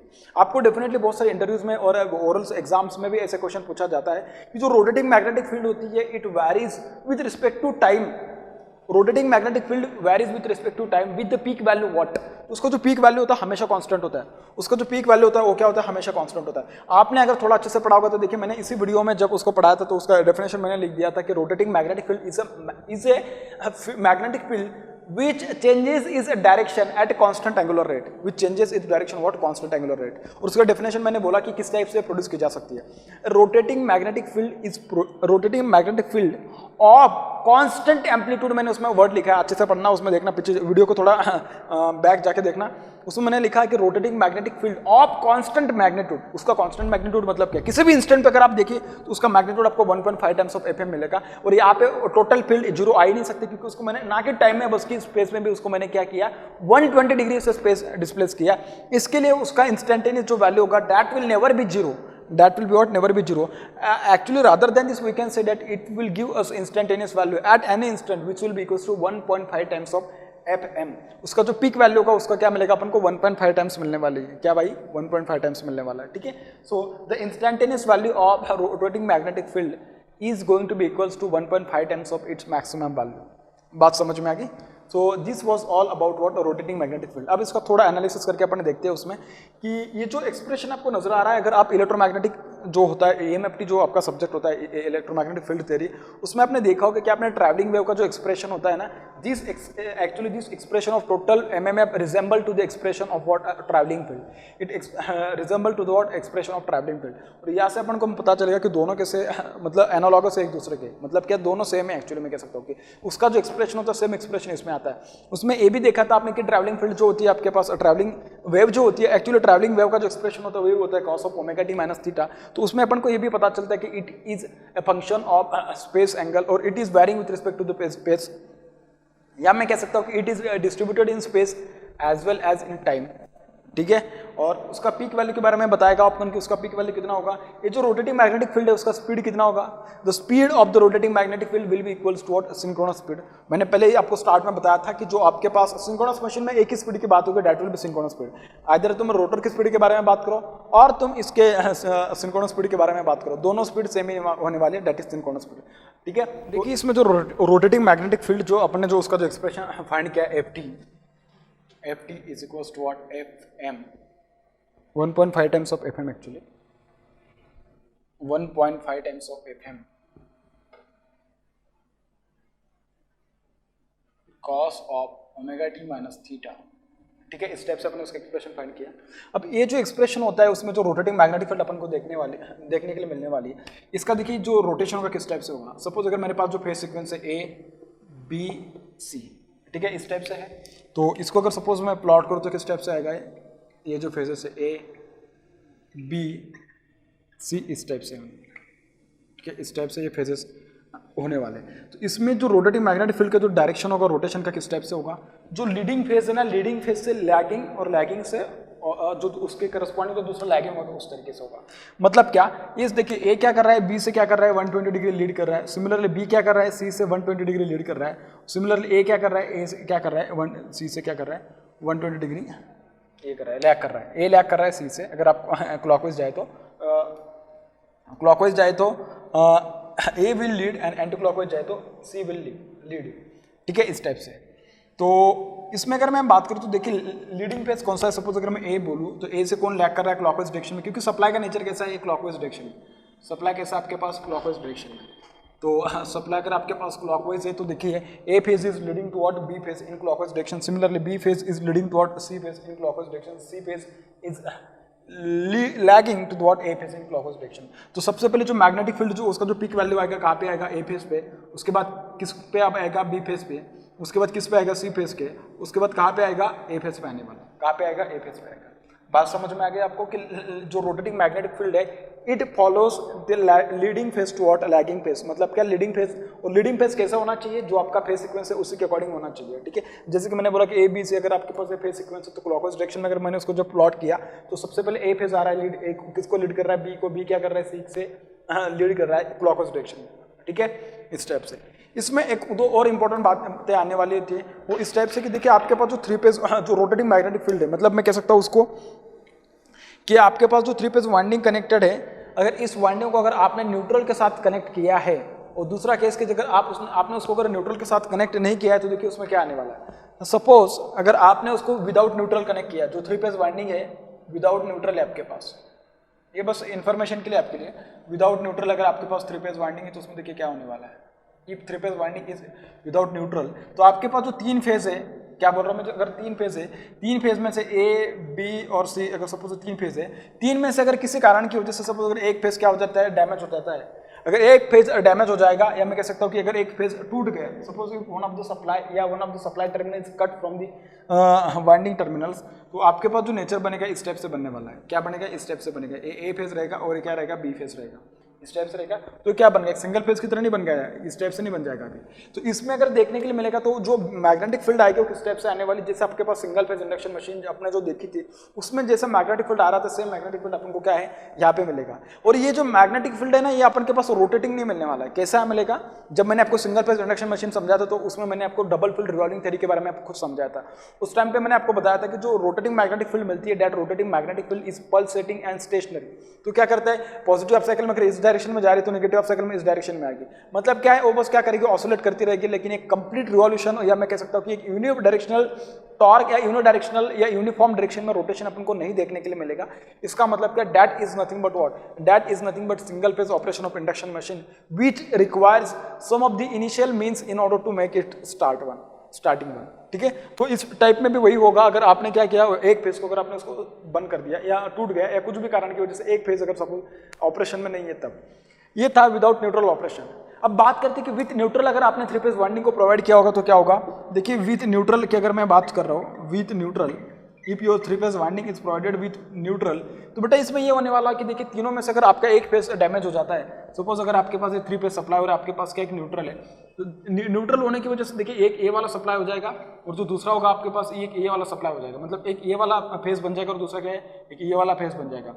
So this will be nothing but what? This will be nothing but two-phase operation of the machine. This will be nothing but what? Two-phase operation of the machine. और 3-phase machine में क्या होता है, दोनों के बीच में जो एंगल होता है, 2 फेज के बीच में, that is 120 डिग्री। 2 फेज में क्या होता है, दोनों के बीच में जो एंगल होता है, that is 90 degree. That is what? 90 degree. अगर सपोज अगर मैं इसके बात कर रहा था कि सपोज अगर मेरे पास FM cos of omega T cos theta अगर ऐसा कुछ लिखा है, सपोज स्पेस में भी और टाइम में भी है, तो जो दूसरा आएगा ये 90 डिग्री से लैग करेगा, उसको क्या करेगा, 90 डिग्री से लैग करेगा, ठीक है। तो इसके करस्पॉन्डिंग जो आपको सिंक्रोनस स्पीड मिलेगी या उसके करस्पॉन्डिंग जो रोटेटिंग मैग्नेटिक फील्ड मिलेगी, that will be the rotating one, but speed of this magnetic field will be corresponding to synchronous speed but will not be the synchronous speed। उसके आसपास रहेगा, उसके about, उसके अराउंड घूमता रहेगा। मतलब अगर सपोज सिंक्रोनस स्पीड 1500 आरपीएम में 4 पोल की मशीन है, 50 हर्ट्ज फ्रीक्वेंसी है, तो इसका 1470 आरपीएम, 1480, 90 या मैं कह सकता हूँ कि 1495 के आसपास ऐसा कुछ जा सकता है, ठीक है। तो ये वाला जो ऑपरेशन होगा, दिस ऑपरेशन इज पॉसिबल। और इस केस में आपकी जो मोटर होगी 3 फेज की जगह की एज अ 2 फेज की तरह काम करेगी अगर आपने उसको न्यूट्रल प्रोवाइड किया है। तो अगर न्यूट्रल प्रोवाइड नहीं किया है तो मतलब भाई ये वाला इस टाइप का ऑपरेशन होकर मैंने बोला कि ये किस टाइप से होने वाला है कि जो आपकी सिंगल फेज इंडक्शन मशीन में जैसा होता है भाई वैसा हो जाएगा। बात समझ में आ गई? तो आपको दोनों ऑपरेशन पता चल गए। If 3 phase winding is provided with neutral and if it is not provided with neutral, ठीक है। अब आगे बात करते हैं थोड़ी इसके बारे में कि जब आपके पास जो फील्ड करंट होने वाली है, क्या बोल रहा हूं मैं, जो फील्ड करंट होने वाले है, उस फील्ड करंट के बारे में अगर मैं थोड़ा डिस्कस करूं। सपोज अगर आपने फील्ड करंट का डायरेक्शन चेंज कर दिया, किसका, अगर सपोज आपने फील्ड का डायरेक्शन चेंज कर दिया, if the direction of field current is changed, field current is reversed, मतलब क्या, उसके टर्मिनल जो है आपके पास, क्योंकि फील्ड करंट को रिवर्स करना मतलब क्या, डीसी टर्मिनल जो है, डीसी वाइंडिंग है आपके पास, बस उसमें क्या कराना है, डीसी सप्लाई जो आपने जो पॉजिटिव पे उसको नेगेटिव पे कनेक्ट कर दो, नेगेटिव पे उसको पॉजिटिव पे कनेक्ट कर दो, बस उसके टर्मिनल्स आपको चेंज करना है। ये चेंज करने की वजह से क्या होगा, जो रोटेटिंग मैग्नेटिक फील्ड है वो क्या करेगी, रिवर्स करेगी। Rotating magnetic field will reverse but the phase sequence or the phase order will not reverse. Are you getting my point? I am saying that if you are changing the direction of field current, then by changing the direction of field current, rotating magnetic field will reverse, but the direction or but the phase sequence of the rotating magnetic field will not reverse. It will remain same. अगर आपको phase sequence reverse करना है, क्या बोल रहा हूँ मैं, अगर आपको फेज सीक्वेंस रिवर्स करना है तो उसके बारे में मैं इसके बाद डिस्कस कर लूंगा। लेकिन अपन फील्ड करंट को अगर अपन रिवर्स करते हैं तो फील्ड करंट को रिवर्स करने के बाद सिर्फ और सिर्फ अपन क्या कर सकते हैं, मैग्नेटिक फील्ड का जो डायरेक्शन है उसको अपन रिवर्स कर सकते हैं, उसका फेज सीक्वेंस नहीं रिवर्स करेंगे, उसका क्या फेज सीक्वेंस नहीं रिवर्स करेंगे। बात समझ में आ गई? अब इसके आगे मैंने जैसे मैंने बोलते बोलते बोल ही दिया, तो मैं इसको भी कंप्लीट कर लेता हूँ। अगर आपको रोटेटिंग मैग्नेटिक फील्ड का डायरेक्शन अगर रिवर्स करना है तो उसके लिए क्या कीजिएगा, जो आपके पास करंट है, करंट क्या कीजिए, करंट का सीक्वेंस अपोजिट कर दीजिएगा। क्या बोल रहा हूं मैं, if we want to change the direction of rotation of synchronous machine, if you want to change the direction of rotation of rotating magnetic field, then change the sequence of current. क्या बोल रहा हूं मैं, पहला जो पहला मेरा जो पॉइंट है, that point is change the sequence of current. मैं यहीं पे उसको लिखता हूं,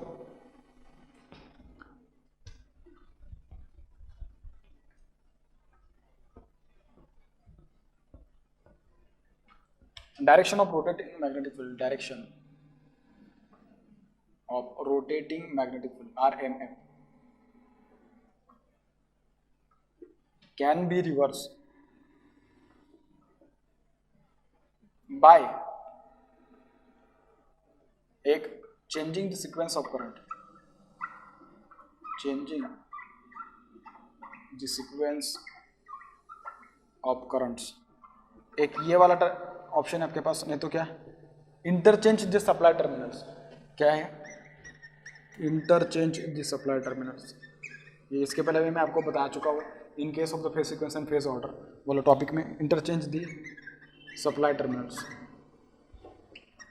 ठीक है। उसमें भी आप ये सब कुछ देखने के लिए मिलने वाला है, ठीक है भाई। तो ये सब बातें अपन इसके पहले भी देखे थे, अभी भी देख रहे हैं, और इसमें हर एक पॉइंट का इंपॉर्टेंस बहुत ज़्यादा है क्योंकि बहुत बेसिक्स मैं पढ़ा रहा हूँ, और ये बेसिक्स अगर आपके बहुत अच्छे से क्लियर है तो जब मैं आपको इससे रिलेवेंट जो भी कुछ बात करूँगा उसमें देखना आपको बहुत ज़्यादा यहाँ समझने के लिए आएगा, क्योंकि synchronous machine is the heart of power system. Synchronous machine is one of the most important topic for electrical machines as well. But from the point of view of power system, it is going to play very vital role. Because जब आप power system stability की बात करोगे, जब आप power system operation and control की बात करोगे तो उसमें अलग अलग देखना एक टॉपिक आएंगे, load frequency control, two area frequency control, single area frequency control, मतलब स्विंग या बहुत अलग अलग टॉपिक उसमें देखने के लिए मिलेंगे. स्विंग इक्वेशन देखने के लिए मिलेगा, इक्वल एरिया क्राइटेरिया होगा. सिर्फ और सिर्फ सिंक्रोनस मशीन के स्टेबिलिटी पे लोग बात करते हैं, उस पर पीएचडी करते हैं, सिंक्रोनस मोटर पे बात करते हैं, सिंक्रोनस जनरेटर पे इतनी बात चलती है, और उसी के करस्पॉन्डिंग पूरा का पूरा आपका पावर सिस्टम और इलेक्ट्रिकल जो है उसके ऊपर बेस्ड है. तो इसमें क्योंकि जनरेशन तो पूरा उसके ऊपर बेस्ड है भाई. मैंने तो स्टार्टिंग में आपको समझाया था कि हाइड्रो पावर स्टेशन होते हैं आपके पास, हाइड्रो जनरेटर है, टर्बो जनरेटर है, विंड जनरेटर है. हाँ, उसके बाद इलेक्ट्रिकल जनरेटर्स के जब अपन बात करते हैं उसमें डिफरेंट डिफरेंट जनरेटर्स मिलते हैं, और अपने उसका ये क्लासिफिकेशन भी किया था. तो उसमें बहुत कुछ इंपॉर्टेंट, क्योंकि जब स्टार्टिंग का पीरियड था तो उसमें अपन तो हाइड्रो जनरेटर से पावर प्रोड्यूस करते थे.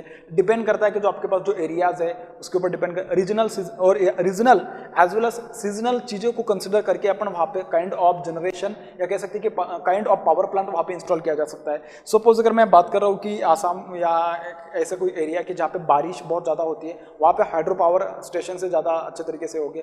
या ऐसे कुछ एरियाज है जैसे कि छत्तीसगढ़ है, यहाँ पे जो मैं कह सकता हूँ कि कोल वगैरह थोड़ा ज़्यादा मात्रा में यहाँ पे मिल सकते हैं. तो यहाँ पे आपके पास स्टीम टर्बाइन या स्टीम पावर प्लांट जो होंगे उसकी बात की जा सकती है. ठीक है, तो ये बहुत कुछ मतलब कि बहुत अच्छी बातें हैं पढ़ने के लिए. और पावर सिस्टम जब अपन पढ़ेंगे तो उस टाइम पे भी देखेंगे कि जो आपके पास पावर जनरेशन होगा वो पूरा का पूरा सिंक्रोनस जनरेटर से रिलेवेंट उसमें पूरी बातें होने वाली होती है. पावर जनरेशन में क्या होता है, सब कुछ बहुत इंटरेस्टिंग टॉपिक होते हैं. तो अगर सपोज मैं आज का जो भी कुछ मैंने पढ़ा है उसको अगर सपोज मैं समराइज करके आपको बताऊँ तो अपने आज में सबसे पहले स्टार्टिंग में देखिए मैं आपको समराइज करके बता देता हूँ, क्योंकि आपको मतलब रिवाइज भी करना है तो भी उसके लिए आपको उसका बहुत ज़्यादा फायदा होने वाला है. तो सबसे पहले मैंने जो स्टार्ट किया था, आज का पहला टॉपिक क्या था आपके पास, इलेक्ट्रिकल एंगल और मैकेनिकल एंगल के बारे में मैंने आपको पढ़ाया था. ठीक है, उसके बाद अपन पढ़े थे सिंक्रोनस स्पीड, उसके बाद फेज सीक्वेंस, उसके बाद अभी रोटेटिंग मैग्नेटिक फील्ड. जब अपन इलेक्ट्रिकल और मैकेनिकल, ये मैं ठीक है उसको समरी के नाम दे देता हूँ मैं.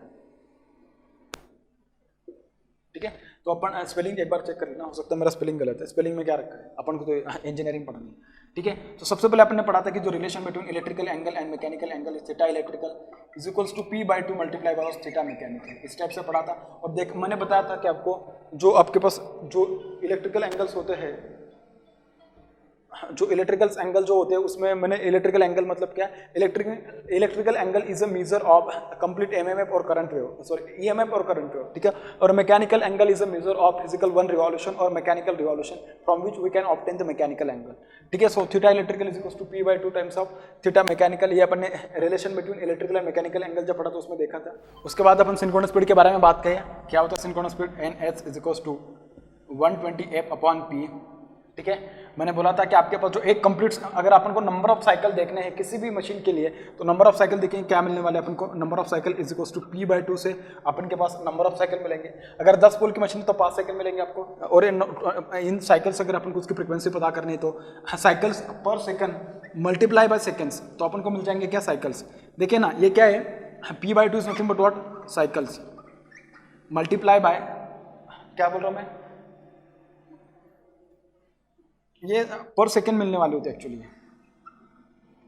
ठीक है, मल्टीप्लाई बाय साइकिल पर सेकेंड, इतने सेकंड्स आएंगे. फिर यहाँ से ये कैंसिल हो जाएगा तो साइकिल्स मिलेंगे. तो this will be what, p/2 multiply by ns which is equals to p/2 multiply by what, ns/60. तो अपन ने उसको यही से पता किया था कि p multiply by ns is equals to 1/20. ये अपन ने कहाँ से, सिंक्रोनस स्पीड से पता किया था. उसके बाद मैंने आपको किसके बारे में बताया था, उसके बाद मैंने आपको फेज सीक्वेंस और फेज ऑर्डर के बारे में बताया था कि फेज सीक्वेंस क्या होता है, फेज ऑर्डर क्या होता है. ठीक है, उसके बारे में थोड़ा अपन डिस्कस कर लेते हैं.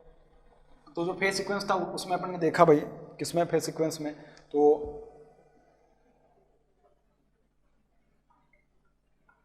फेज सीक्वेंस जो होता है आपके पास A B C, सपोज अगर फेज सीक्वेंस है, सपोज अगर मैं इनको क्लॉकवाइज मान रहा हूँ, सपोज अगर मैं इनको क्लॉकवाइज मान रहा हूँ तो ABC is equals to BCA is equals to what, CAB. इसी टाइप से। अगर मुझे उनको एंटी क्लॉकवाइज लिखना है तो एंटी क्लॉकवाइज लिखना है, मतलब ए बी। आपको क्या करना है, बस इन दो टर्मिनल्स को क्या करना है, इन दोनों फेजेस को क्या करना है, इंटरचेंज करना है। तो this will be A C B, similarly this will become what, B A C, ठीक है। सिमिलरली ये क्या बन जाएगा आपके पास, this will become C B A, इस टाइप से बन जाने वाला है। तो ये क्या हो जाएगा आपके पास, अगर आपको फेज सीक्वेंस अगर रिवर्स करना है तो किसी दो टर्मिनल को मैं कह सकता हूँ, किसी दो सप्लाई जो फेजेस है आपके, उन दोनों फेजेस को क्या कर दीजिएगा, इंटरचेंज। तो B C is interchange as C B, C A is interchange as E C, A B is interchanged as B A, ठीक है। ये था अपन के लिए किसके बारे में, फेज सीक्वेंस के बारे में। उसके बाद अपन ने बात करी किसके बारे में, रोटेटिंग मैग्नेटिक फील्ड। किसके बारे में, रोटेटिंग मैग्नेटिक फील्ड। अपन ने बताया कि rotating magnetic field is a field which changes the direction of rotating magnetic field at constant angular rate. At what? Constant angular rate. We also thought about it, or we also talked about it, that this rotating magnetic field is produced. A rotating magnetic field of constant amplitude is produced when a three-phase balanced winding is supplied by three-phase balanced current. या मैं कह सकता हूँ क्या, three-phase balanced current, three-phase balanced supply you can say, ठीक है। तो rotating magnetic field जो थी उसमें अपन ने देखा कि अगर आपके रोटेटिंग मैग्नेटिक फील्ड जो उसमें जो करंट्स, क्योंकि जो स्पेस एंगल होगा ना, that angle is the angle of windings. Windings को क्या होगा, 120 डिग्री स्पेस में रखा होगा, और आपके जो करंट्स है, currents will be what, 120 degree phase displaced from each other in time. So current are displaced in time, windings are displaced in what, space. So जब वो स्पेस में से जाने वाली, मतलब वो जो वाइंडिंग में से जो करंट जाएगी, that current will produce a flux in such way that flux will also B 120 degree apart from each other. मैंने वो जो डायग्राम था उसको दिखाया था मैंने आपको, उसके करस्पॉन्डिंग जो एमएमएफ आएगा, those MMF will also B phase displace by 120 degree, और वो एमएमएफ क्या होंगे आपके पास, टाइम में भी 120 डिग्री डिस्प्लेस होंगे। तो उसके करस्पॉन्डिंग जो अपन के पास जो रोटेटिंग मैग्नेटिक फील्ड का जो टोटल वैल्यू आ रहा था किसी भी इंस्टेंट पे, अगर मैं उसकी बात करूँ, F T is equals to 1.5 times of F M into cos of omega T minus theta. So this is an expression of what, this is expression of travelling wave. तो ट्रैवलिंग वेव का expression के बारे में अपन ने बताया था कि omega T जो होगा आपके पास, ओमेगा टी टाइम के हिसाब से क्या होने वाला है, हाँ ट्रैवल करेगा, और मैं कह सकता हूँ कि टाइम के हिसाब से चेंज होगा। उसके करस्पॉन्डिंग एफ टी जो होगा, एफ टी में कुछ भी चेंज जो भी चेंज होगा, बस एफ टी में क्या होगा, उसका जो constant this amplitude will be constant, और I can say what, instantaneous value और of total rotating magnetic field is 1.5 times of F M, ठीक है। ये सब बातें अपन इसमें डिस्कस करें। उसके बाद मैंने ये बताया था आपको कि आपके पास जो थ्री फेज सप्लाई, जो स्टेटर की जो थ्री फेज वाइंडिंग है, अगर ये न्यूट्रल के साथ प्रोवाइड की तो क्या होगा फायदा, न्यूट्रल के साथ प्रोवाइड नहीं की तो क्या फायदा। न्यूट्रल के साथ प्रोवाइड नहीं की है, मतलब न्यूट्रल प्रोवाइड नहीं की है वाइंडिंग को, थ्री फेज वाइंडिंग को, तो उसमें अगर सपोज एक हाथ फेज अगर कट हो जाता है तो आपकी जो मोटर का जो ऑपरेशन, जो आपकी जो मशीन है उसका जो ऑपरेशन होगा, that will be like a single phase machine. उसमें जो दो फेजेस है उसके करस्पॉन्डिंग जो एमएमएफ आएगा, that will be stationary and pulsating. उसके करस्पॉन्डिंग जो फील्ड आएगा, that will also be rotating, that will also be stationary and pulsating field. उसके करस्पॉन्डिंग यूनिफॉर्म डायरेक्शन में आपको टॉर्क नहीं मिलेगा, एक इस डायरेक्शन में मिलेगा, दूसरा एक डायरेक्शन में मिलेगा, पॉजिटिव ऑफ साइकिल में इस डायरेक्शन में, तो नेगेटिव ऑफ साइकिल में इस डायरेक्शन में, तो uniform directional torque it's not at all possible in that case. उसके बाद अपन ने डिस्कस किया कि अगर उसके साथ अगर न्यूट्रल प्रोवाइड किया होगा तो न्यूट्रल प्रोवाइड करने की वजह से आपका जो मशीन का ऑपरेशन होगा, किसी एक फेज के टूटने की वजह से, किसी एक फेज के मिस होने की, किसी कारण की वजह से अगर वो ऑपरेशन में नहीं है तो उसके करस्पॉन्डिंग जो ऑपरेशन मिलेगा, that will be two phase operation of the machine. उसके करस्पॉन्डिंग जो सिंक्रोनस स्पीड आएगा, that will be around synchronous speed but will not be synchronous speed, ठीक है।